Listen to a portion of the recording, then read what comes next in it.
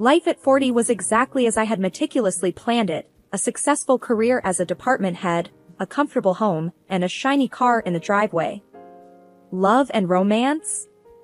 Those were chapters one had skipped, focusing instead on my spreadsheets and meetings. Until one unassuming evening at my friend Lisa's party, where my well-ordered world took an unexpected turn. "Anna, you need to get out more," Lisa had insisted over the phone. "It'll be good for you."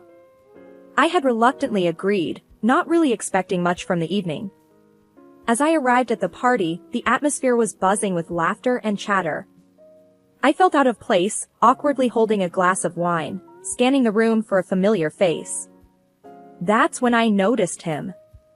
He was in the middle of a lively group, but somehow seemed separate from them. There was an ease about him that caught my attention.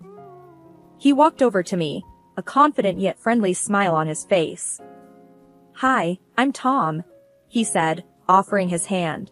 "I don't think we've met before." "I'm Anna," I replied, shaking his hand. His grip was firm, reassuring. "First time at one of Lisa's infamous parties?" he asked, his eyes twinkling with amusement. "Is it that obvious?"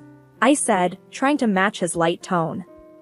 "Just a lucky guess," Tom chuckled. "So, what brings you here tonight? Friend of the host?" "Yes, Lisa and I go way back. But parties aren't really my scene. I'm more the type to curl up with a good book at home," I admitted. A fellow book lover. What do you like to read?" Tom asked, leaning against the wall, completely engaged in our conversation. "Mysteries mostly. There's something about unraveling a puzzle that's relaxing after a day of work," I said, feeling a bit more at ease. "I get that. I'm more into biographies, though. Real-life stories have a certain appeal, don't you think?" Tom said. The conversation flowed effortlessly from there. We discussed everything from our favorite authors to our jobs.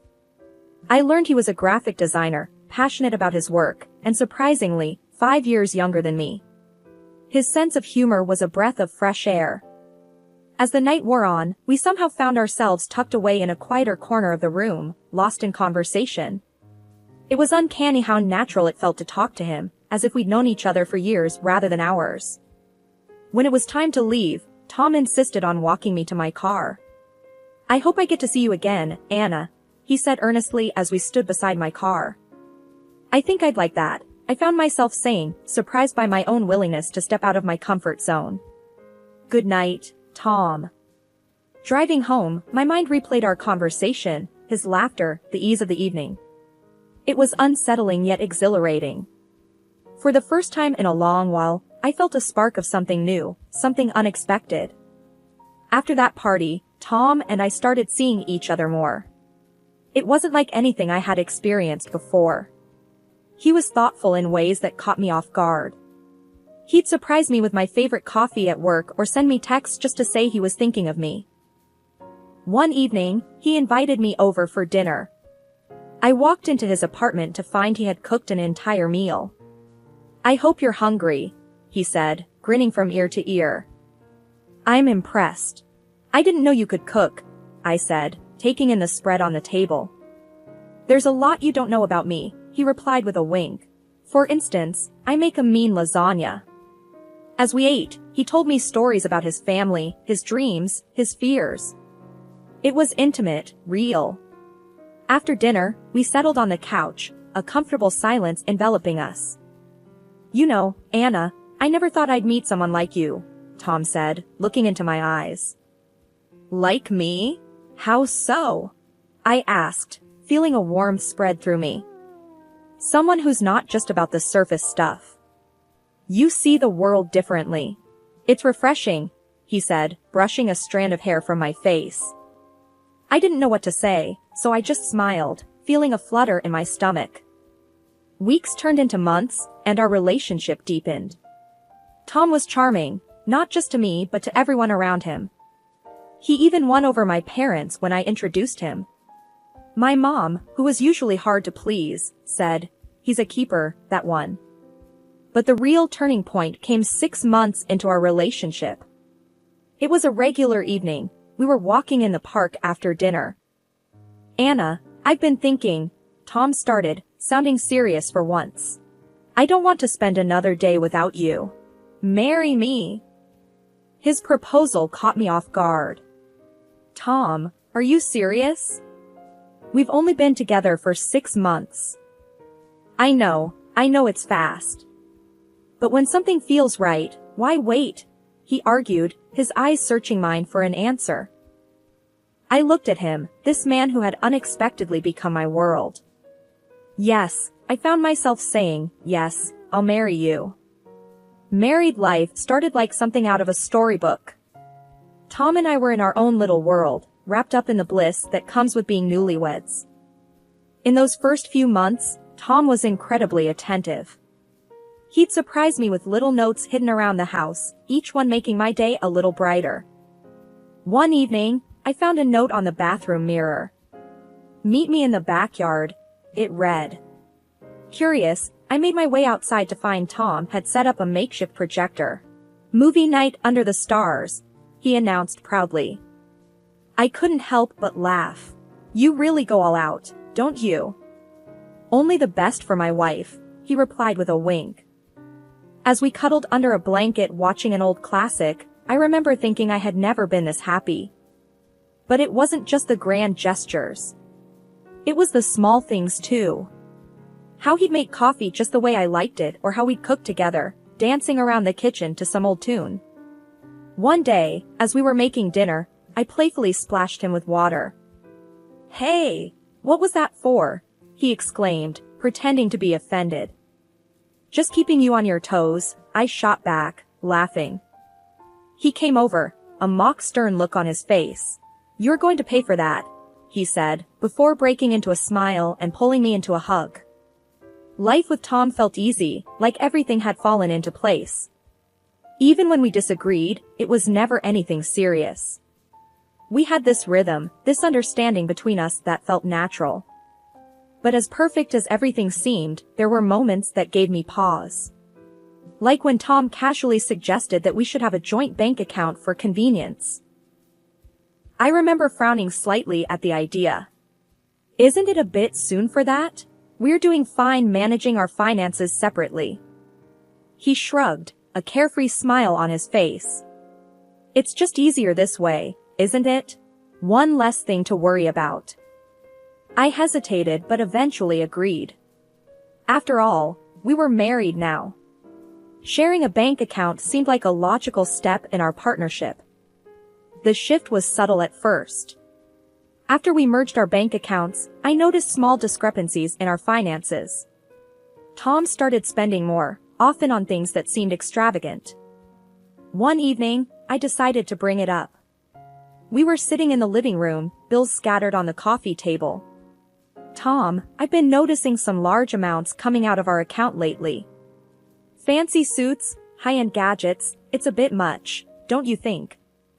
Tom looked up from his phone, seemingly unfazed. Oh, that. Well, I need to look the part, don't I? You can't have your husband looking shabby. I frowned. But we need to be smart about our spending. We have a mortgage and other responsibilities. He waved his hand dismissively. Relax, Anna. We're doing fine. Don't be such a worrywart. That conversation left a sour taste in my mouth. Tom's attitude towards money was so different from mine. I was used to saving, planning for the future, while he seemed to live in the moment, unconcerned about tomorrow. As weeks passed, Tom's behavior started to change in other ways too. He seemed less interested in spending time with me, often opting to go out with his friends instead. Then came the day when Tom dropped another bombshell. He came home early from work, a buoyant smile on his face. Guess what? I've decided to go part-time at work. I'll be working only till noon, he announced cheerfully as he raided the fridge. I stared at him, dumbfounded. Part-time? Why? We haven't discussed this. He shrugged, grabbing a beer. I figured since you're doing so well with your job, I could take it easy. Plus, I want to focus on my hobbies, maybe hit the gym more. I felt a surge of frustration. Tom, we're a team. Decisions like this should be made together. He looked at me, his expression one of annoyance. Why are you making a big deal out of this? It's not like we can't afford it. The conversation escalated from there, ending with Tom storming out of the room. I sat there, feeling a mix of anger and disbelief. It was around that time that I suggested maybe we should start thinking about having a child, hoping it would bring us closer. Tom's reaction, however, was far from what I expected. A child? Are you serious, Anna? I think you're a bit too old for that, he said bluntly, not even looking up from his phone. His words stung. I was taken aback by his insensitivity. Too old? That's a harsh thing to say, Tom.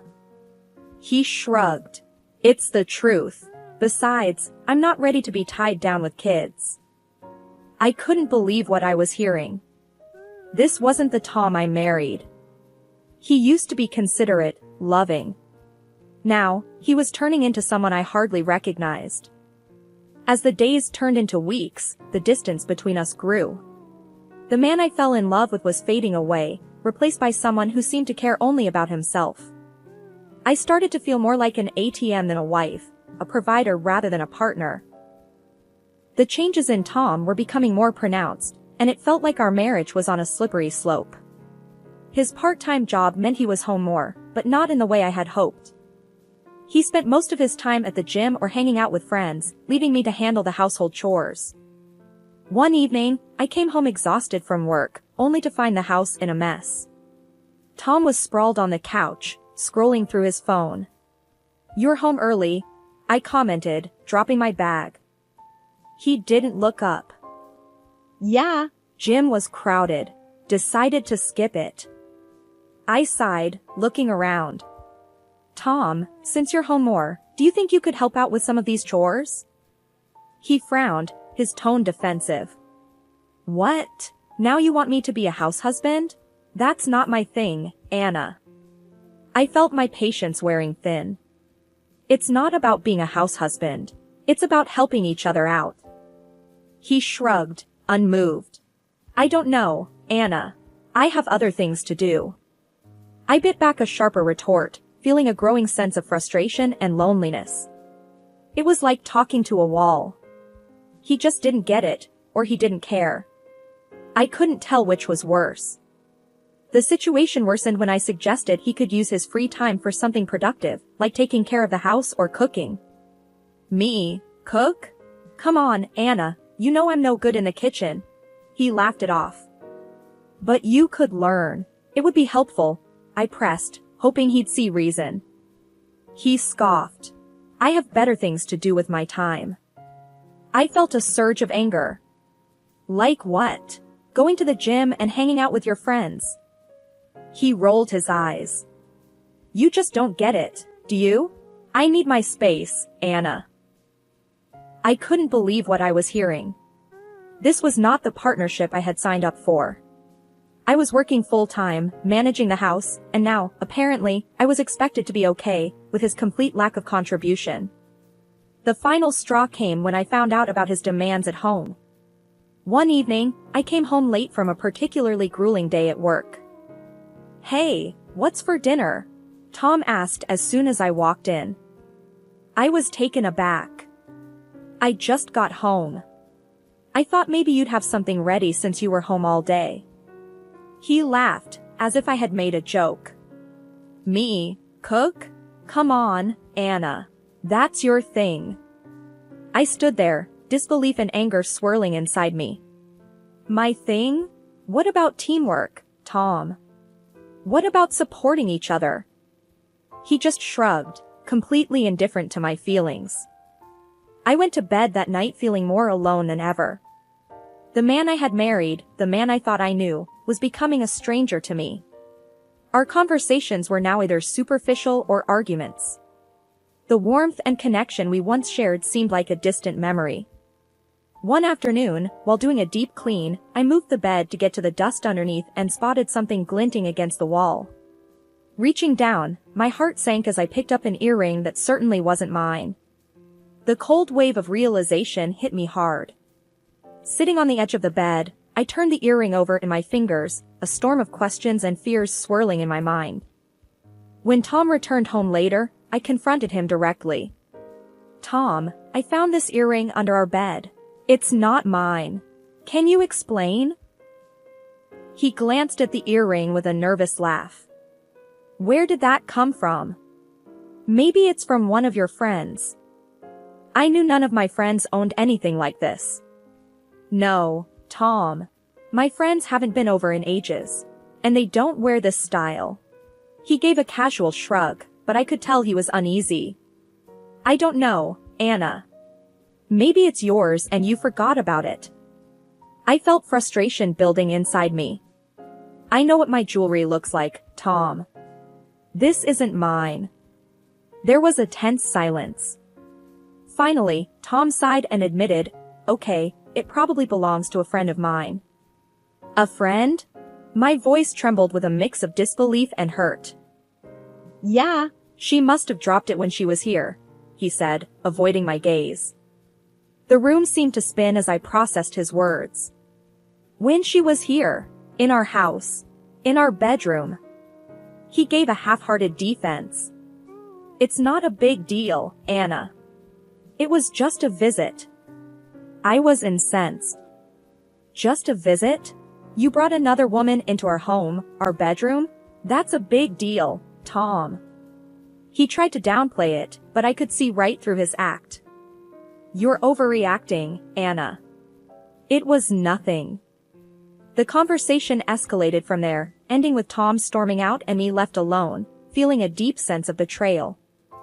That night, as I lay in bed, Tom's admission replayed in my mind.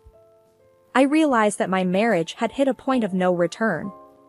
I couldn't just brush this under the rug. I needed to know the extent of Tom's betrayal, to understand what I was dealing with. The next day, I picked up the phone and dialed an old friend. He was someone I had known for years, someone discreet and skilled in handling sensitive situations. Hey, it's Anna. I need a favor, something personal. I need to know what's really going on when I'm not around. Can you help? There was a brief pause on the other end. Of course, Anna. I know just how to handle this. Let's meet and discuss the details. Then came the incident that broke the camel's back. My father had an accident and needed a wheelchair. I found a state-of-the-art model that would give him some independence, but it was expensive. I didn't hesitate, though. This was my dad, and he deserved the best. I was discussing it on the phone with my mom when Tom walked in. What's that about a wheelchair? He asked, a curious look on his face. I hung up and turned to him. My dad had an accident. I'm buying him a modern wheelchair to help him get around. He raised his eyebrows. Sounds expensive. How much? I told him the amount, and his reaction was shocking. Are you crazy? That's a lot of money, Anna. I was taken aback. It's for my dad, Tom. He needs it. He scoffed. Your dad's old, Anna. Why waste so much money on a wheelchair? You should be saving that for us, for our future. I felt a surge of anger. It's my money, Tom. And it's for my dad. I'm not going to skimp on something he needs. Tom's face turned red. Your money? What about our money? You know what you should be buying instead? That motorcycle I've been looking at. That's a better investment than some old man's wheelchair. I couldn't believe my ears. A motorcycle? You think a motorcycle is more important than my injured father? He shrugged. Yeah, I do. I work hard. I deserve it. I shook my head in disbelief. You barely work, Tom. And even if you did, my father's needs come before your wants. He got in my face, his voice raised. You're being selfish, Anna. All you care about is your family. What about me? What about what I want? I stood my ground. This isn't about you, Tom. This is about my father needing help, and I'm going to give it to him, whether you like it or not." Tom laughed mockingly. "You know what, Anna? I married you for your money. You're just an old, ugly woman who I thought would be easy to control. But I see now you're just a fool. If you don't buy me that motorcycle, I'll divorce you. And good luck getting married again at your age. Let's see who'd want you after me." I felt a surge of anger mixed with determination. Reaching into the drawer of the coffee table, I pulled out a folder and slammed it onto the table. "These are pictures from a private detective, Tom. They show exactly what you've been up to when I'm not around," I said, my voice steady despite the turmoil inside. His smirk faltered as he flipped through the photos, his face turning pale. The images were undeniable proof of his infidelity, his betrayal laid bare for him to see. "And this," I continued, pulling out another set of documents, "is our divorce paperwork. I'm done, Tom. I'm done being disrespected, lied to, and used." He looked up from the photos, his earlier bravado gone. "Anna, please, we can talk about this. I didn't mean those things I said." But it was too late. I had seen the truth behind the man I married, and there was no going back. "I've made my decision, Tom. It's over," I said firmly. As he left the house that day, the folder and divorce papers in his hands, I felt a profound sense of relief mixed with sorrow. It was the end of a painful chapter in my life, but also the beginning of a new, albeit uncertain, journey. The divorce proceedings were nothing short of a roller coaster. Tom, in a desperate attempt to salvage what he could, demanded alimony, citing the stark difference between our salaries. His audacity knew no bounds, and the trial turned into a battleground of accusations and legal maneuvers. I sat in the courtroom, my lawyer by my side, clutching the folder that held all the evidence of Tom's infidelity and betrayal. As his demands for alimony echoed through the room, I felt a mix of disbelief and determination.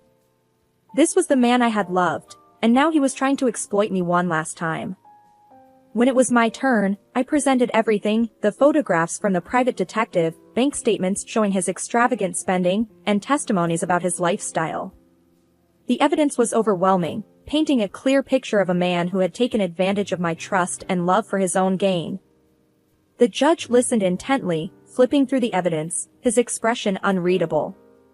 After what seemed like an eternity, he finally spoke. The court ruled in my favor. Tom's claims for alimony were dismissed, and the divorce was granted on my terms. I remember exhaling a breath I didn't realize I was holding, a weight lifting off my shoulders. It was over. The legal ties that bound me to Tom were severed, and I was free.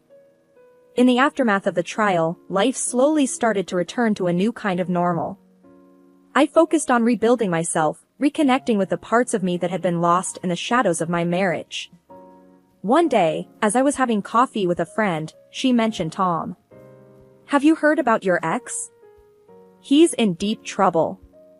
Debt's piling up, and I heard he's even hiding from some angry husbands." I sipped my coffee, feeling a sense of closure. Really? Can't say I'm surprised. He made his bed, now he has to lie in it. The conversation moved on, but a part of me felt a sense of vindication. Tom's actions had finally caught up with him. It was a harsh reality, but one he had brought upon himself. As I walked home that day, the sun setting in the distance, I felt lighter. The chapter of my life that was Tom was closed, a bittersweet ending to a story that had started with so much promise.